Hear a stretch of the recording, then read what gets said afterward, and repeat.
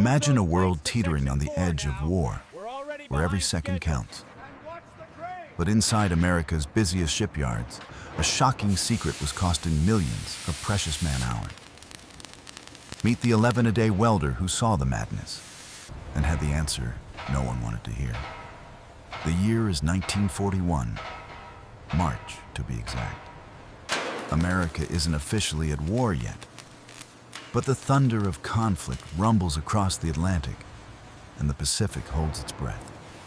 Shipyards like Mare Island in Vallejo, California, were already humming, pushing production to its absolute limits. Submarines, destroyers, aircraft carriers, the nation desperately needed them, and fast. Every rivet, every weld, every single minute counted. The fate of freedom, it seemed, would be forged in steel in these very docks. But beneath the frantic pace, a silent, insidious war was being waged against efficiency itself. And Ted Nelson, a 36-year-old welder earning $11 a day, was on the front lines. He wasn't fighting enemy combatants. He was fighting a system that, to him, felt utterly maddeningly broken. Day after day, as his welding torch flashed and sputtered, Ted scribbled his frustration into a worn notebook. There has to be a better way. This is madness. What madness, you ask? Picture this. Acres of intricate scaffolding, dozens of men contorted in dark, claustrophobic spaces, their knuckles raw, their backs aching, all to perform one seemingly simple task: attaching wooden deck planks to the steel frames of vital warships. Planks that were essential for crew safety and operations. But the methods. They were relics, painstakingly slow, demanding days, weeks, for what Ted knew could be done in hours. The sheer waste of labor, time, and resources in a time of national emergency wasn't just inefficiency. It was a betrayal of the war effort. It was making his blood boil. He saw the absurdity. He experienced the brutal, physical toll. And crucial for our story, Ted Nelson, this unassuming welder, had already conceived a solution. A brilliant, blindingly simple idea that promised to slash construction times, save millions of man-hours, and accelerate America's readiness for war. Yet, when he tried to voice it, to offer his gift to a nation in peril, he was met with dismissal, ignored by those who clung to established procedures as if they were sacred texts. But Nelson wasn't one to simply follow orders when he knew those orders were leading to disaster. So what was this madness that pushed a skilled welder to the brink? Let's peel back the layers and expose the incredibly slow, painful process that threatened America's war effort. Picture this: a dozen men, an entire shift, just to install one section of deck planking. Beneath the deck, a labyrinth of scaffolding, men contorted in dark, claustrophobic spaces, their knuckles raw. This wasn't just slow. It was a production nightmare that nobody seemed to dare challenge. So, what exactly was this archaic process that was costing America so dearly? Let's break down the sheer absurdity. The Navy specified wooden decks for a few good reasons. Better traction in wet conditions, a quieter surface for crew movement, some insulation from the cold steel, and easier repair in case of fire. Noble intentions. But the installation method was a relic, virtually unchanged since the First World War, and brutally inefficient. It began with meticulous precision. Workers would drill hundreds of holes through thick wooden planks at exact intervals, then carefully countersink them so the bolt heads would sit perfectly flush with the deck surface. A painstaking first step. Look at that. but just the opening act of this slow-motion drama. Next, the planks were gingerly positioned onto the steel deck framework. And then, the true horror began. The scaffolding. Imagine the intricate internal compartments of a submarine, barely 4 feet high, or the vast, labyrinthine holds of an aircraft carrier. Now picture them choked with extensive multi-level scaffolding. It wasn't just built. It was meticulously erected to grant workers access to the underside of the steel deck framework. For days, men would clamber onto these precarious platforms, often contorted into unnatural positions in dimly lit, cramped spaces. Above, other crew members would insert long, threaded bolts down through the wooden planks and corresponding holes in the steel. Below, their counterparts would blindly grope, trying to thread nuts onto those protruding bolt ends. Their knuckles scraped raw, their backs screaming from constant bending. They'd wrench those nuts tight, pulling the wooden planks firmly against the steel. This wasn't just work. It was a slow, agonizing ballet of discomfort, precision, and wasted motion. Finally, workers topside would fill the countersunk holes with wooden plugs, attempting to create a smooth, walkable surface. And then, they'd repeat the entire excruciating process for the next section of decking. Now, let's quantify the madness. On a single submarine, hundreds of square feet of wooden decking required thousands of individual attachment points. A typical submarine deck installation wasn't a quick fix. It demanded a dedicated crew of 12 to 16 men, toiling for 5 to 7 excruciating days. And the scaffolding? That alone took 2 full days to construct, and another full day just to dismantle. That's 3 days, before a single bolt was fully tightened. For an aircraft carrier, with its colossal wooden flight deck spanning tens of thousands of square feet, these labor requirements multiplied exponentially, turning every vessel into a monument to inefficiency. In a time when America needed ships in the water yesterday, this wasn't just an internal shipyard problem. This was a national security liability. Every extra day spent wrestling with bolts and scaffolding was a day a submarine couldn't hunt enemy convoys, a destroyer couldn't protect critical supply lines, an aircraft carrier couldn't project power across hostile oceans. Ted Nelson, employee number 3872, had endured this nightmare countless times. He'd spent endless hours in those cramped, dark compartments, his back aching, his knuckles scarred. He had earned his mechanical knowledge the hard way, 15 years in machine shops, understanding how metal behaved, how electricity flowed, how problems could be solved. But here, he was just another pair of hands in a system that seemed allergic to common sense. The supervisors, the engineers, they simply followed Navy specifications, a mantra that choked innovation and perpetuated this inefficiency. For Nelson, it was more than just a job. It was a personal affront.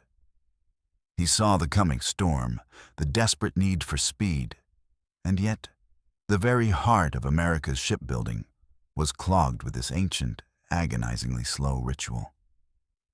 He knew the pain, the inefficiency, the sheer absurdity of it all. He saw the waste, the missed opportunity, the threat to his nation. And he knew, deep in his bones, there had to be a better way. This excruciating process was costing America dearly.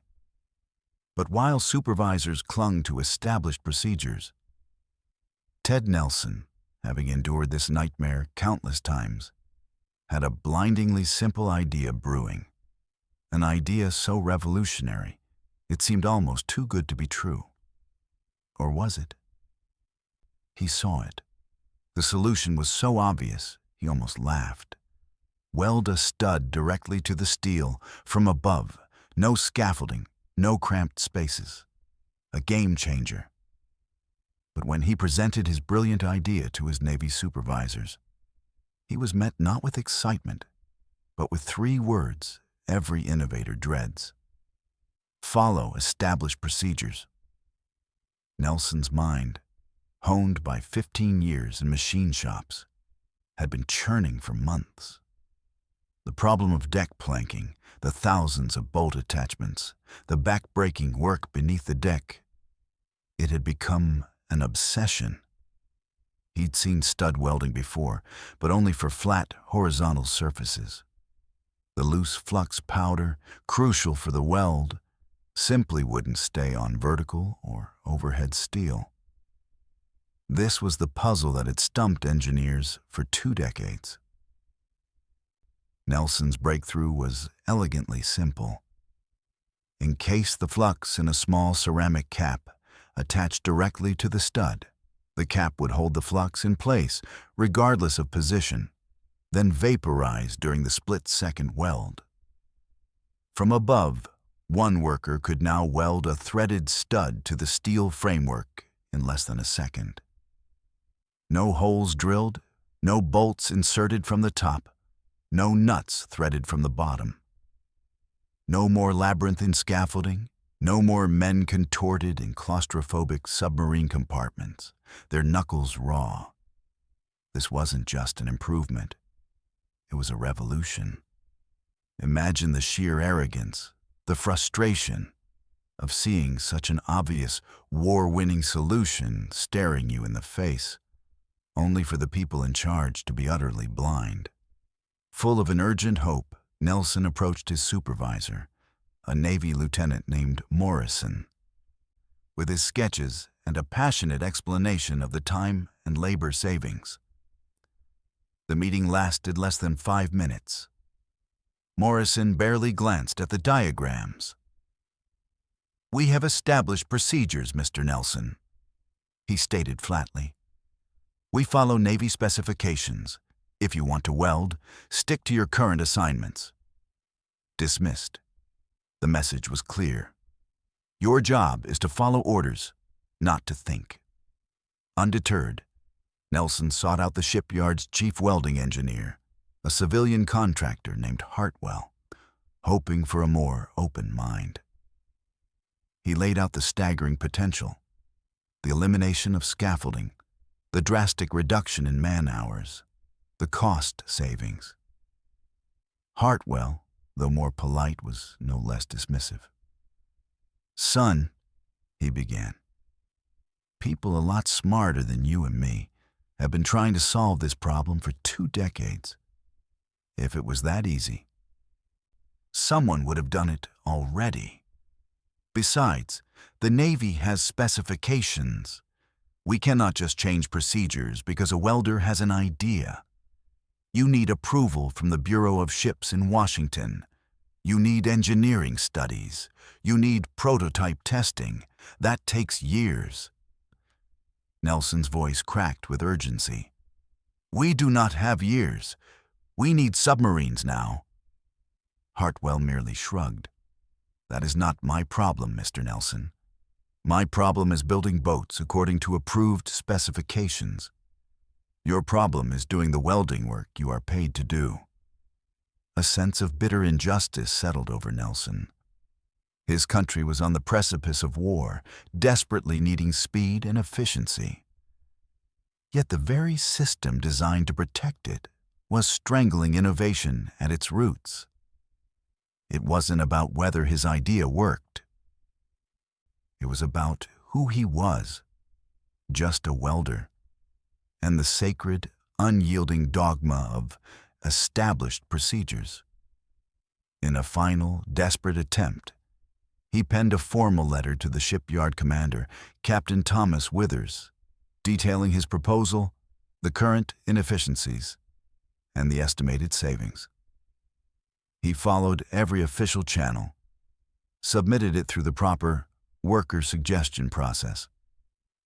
3 weeks later, a form letter arrived. Thank you for your interest. All technical proposals are evaluated by the Bureau of Ships. Your suggestion has been forwarded. Realistically, the review process typically takes 18 to 24 months. You will be notified if your proposal is approved for further study. 18 to 24 months? By then, the war might be over, or worse, lost. Nelson crumpled the letter, the paper echoing the sound of his crushed hope. He had offered them salvation, and they had offered him bureaucracy. What would you do? Would you give up? Accept your place in the system? Or would you believe in your ideas so fiercely that you'd risk everything to make it a reality? Rejected, dismissed, and told his idea would take years for approval. Ted Nelson faced a choice. Give up, or prove them all wrong. The fate of his invention, and perhaps the war itself, hung in the balance as he made a decision that would redefine following orders. The Navy wouldn't listen? Fine. Ted Nelson made a fateful decision. He'd build it himself. In a dusty garage, risking everything, he forged the future of naval construction. But it wasn't until a catastrophic attack shattered America's peace that the world finally beat a path to his door. Crushing the Navy's dismissal letter, Ted knew he had two choices: accept defeat or bet everything on his vision. He chose defiance. That very evening, he began clearing a space in his small Vallejo garage, transforming it into a makeshift lab. His wife, Emma, watched with a mix of concern and admiration, cautioning him about risking his steady job for a crazy invention. But Nelson, fueled by conviction, simply replied, "This will help the Navy. They just don't know it yet." Over weeks of relentless evenings and weekends, Nelson poured his mechanical ingenuity into creating his first prototype Stud Welding Gun. It was crude, but brilliant. A pistol grip, a spring-loaded plunger to hold the stud, an electrical trigger. The true stroke of genius? The ceramic flux cap. He experimented tirelessly with materials, compositions, and designs until he perfected a cap that held the flux securely, allowing a perfect arc initiation regardless of welding position, horizontal, vertical, overhead, any angle, less than a second per stud, with weld strength surpassing traditional bolts. By May 1941, it worked flawlessly. His fellow welders were amazed, urging him to show his supervisor, Morrison. Nelson just shook his head. "I already showed Morrison. He wasn't interested." That's when the audacious idea truly took root. "Then quit and start your own company." Nelson, a welder not a businessman, initially dismissed it. But the more he thought, the more sense it made. If the Navy wouldn't use it, perhaps private shipyards, all facing the same urgent production pressures, would. So, on June 20th, 1941, Ted Nelson walked away from his 11-a-day job at Mare Island Naval Shipyard, a move his supervisor tried to dissuade him from, warning him not to throw away a steady job. Nelson's response was prophetic. "I am going to build welding guns. And when the Navy comes back asking to buy them, I hope you remember this conversation." With $11 in his pocket, a garage full of tools, and a loan of $95,000 from the Reconstruction Finance Corporation, he incorporated Nelson Specialty Welding Equipment Corporation on July 1st, 1941. The first few months were a brutal struggle. No customers, no reputation, just endless sales calls to skeptical machine shops and small fabricators. Slowly, painstakingly, orders trickled in. By September, he'd sold 18 guns and a few thousand studs. It was a start, but far from the revolution he envisioned. Then, on December 7th, 1941, everything changed. The catastrophic attack on Pearl Harbor shattered America's peace, instantly plunging the nation into war. Suddenly, shipbuilding wasn't just important, it was a desperate race for survival. Every traditional method was too slow, too labor-intensive, too wasteful. And just like that, the world beat a path to Ted Nelson's door. His phone, once silent, rang off the hook. Purchasing agents who had politely or impolitely dismissed him weeks earlier were now placing frantic, large-scale orders. The irony was palpable. Kaiser Shipyards ordered 50 guns, Bethlehem Steel, 40, and even Mare Island Naval Shipyard, his former employer, where his idea had been so casually dismissed, placed an order for 60 guns. It was Morrison, his former supervisor, who processed the requisition. No apology, just an urgent request for prompt delivery. Nelson's small workshop in Vallejo couldn't keep up. Orders flooded in faster than he could produce. The humble garage was no longer enough. By January 1942, he leased a larger facility in San Leandro, rapidly scaling up from a handful of workers to 20 by March, 50 by June, and 150 by September. The factory operated around the clock, 7 days a week, churning out 30 welding guns and thousands of studs daily. The reports from shipyards were nothing short of miraculous. A submarine deck installation that once took a dozen men 6 days could now be completed by 3 workers in just 1 day. The scaffolding, that 2-day nightmare, was completely eliminated, freeing countless men for other critical tasks. Not only was it faster, but the welds were stronger, more reliable. Nelson's rejected idea wasn't just working, it was revolutionizing America's war machine. With America at war, Nelson's invention proved its worth, saving days, weeks, even months on critical projects. But the true scale of his impact, the colossal number of man-hours saved, and how it fundamentally reshaped an entire industry, is a story that still echoes through history. 50 million man-hours saved. Let that sink in.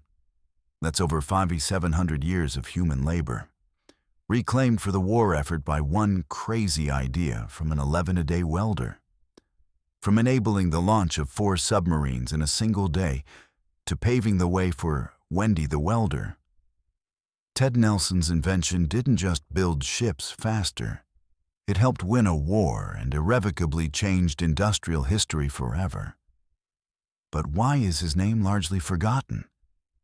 This monumental figure, whose simple ingenuity translated directly into overwhelming American naval superiority, delivered an impact that echoes through every major theater of World War II. Imagine the Pacific Campaign, where American submarines, built at unprecedented speed, hunted Japanese convoys and sank enemy warships, tipping the balance of naval power. Envision the fast carrier task forces, spearheaded by a fleet of Essex-class aircraft carriers, 24 of them, each a floating airfield whose accelerated construction was critically enabled by Nelson's methods, dominating the skies in battles like the Great Marianas Turkey Shoot. And consider D-Day, the largest amphibious invasion in history, requiring thousands of landing craft, often hastily built but critically reliable thanks to stud welding. Every minute saved in a shipyard meant a ship in the water sooner, more supplies delivered, more lives saved. This wasn't just about efficiency, it was about victory itself. But Nelson's impact wasn't just strategic, it was deeply social. The beauty of stud welding was its simplicity. It required less specialized training than traditional methods, effectively lowering the barrier to entry for a whole new generation of workers. As America's men shipped out to war, women stepped into the shipyards in unprecedented numbers. They became the famous Rosie the Riveters, but also the Wendy the Welders, wielding Nelson's guns with precision and pride, building ships alongside their male counterparts. This technology empowered thousands, demonstrating that critical contributions could come from any hand capable of holding a welding gun. When the guns fell silent after Hiroshima and Nagasaki, the war machine wound down. Nelson's Specialty Welding Equipment Corporation faced an uncertain future. But Ted, ever the pragmatic innovator, had already planned his next move. His invention wasn't limited to battleships and submarines. It was a universal solution for attaching things to steel. Post-war, Nelson's company seamlessly transitioned to civilian markets. His stud welding guns were soon indispensable in the construction of highways, bridges, skyscrapers, and automotive assembly lines. From securing metal decking in towering office buildings to mounting cable trays in nuclear power plants, Nelson's technology became a quiet, indispensable force in the global industrial landscape. Even today, if you visit the USS Texas, a veteran of both world wars, undergoing restoration, you'll find modern Nelson stud welding equipment being used to breathe new life into her corroded hull. The USS Pampanito, a WWII submarine preserved in San Francisco, relies on the same principle for ongoing maintenance. It's a testament to an invention so fundamentally sound, so brilliantly simple, that it continues to shape our world, decades after its desperate wartime birth. Ted Nelson himself remained remarkably humble throughout his life, a testament to his character. He eventually sold his company to TRW in 1950, securing his family's future. But his name, the Nelson brand, lived on, a global synonym for stud welding. He passed away in 1994 at 89, having witnessed the world he helped save. When asked about his success, he would often shrug. "I just made a better mousetrap. The world beat a path to my door." He saw it not as genius, but as common sense. Yet, history tells us that such common sense, applied with courage and persistence in the face of institutional resistance, is often the most profound kind of genius. Ted Nelson's story is a powerful reminder that innovation doesn't always come from credentialed experts or corporate research labs. Often, it emerges from the trenches, from the working people who confront problems every single day and possess the unique perspective to solve them. He refused to accept inefficiency. He dared to question established procedures. And when dismissed, he simply built the solution himself. His legacy isn't just the 50 million man-hours saved or the global company that still bears his name.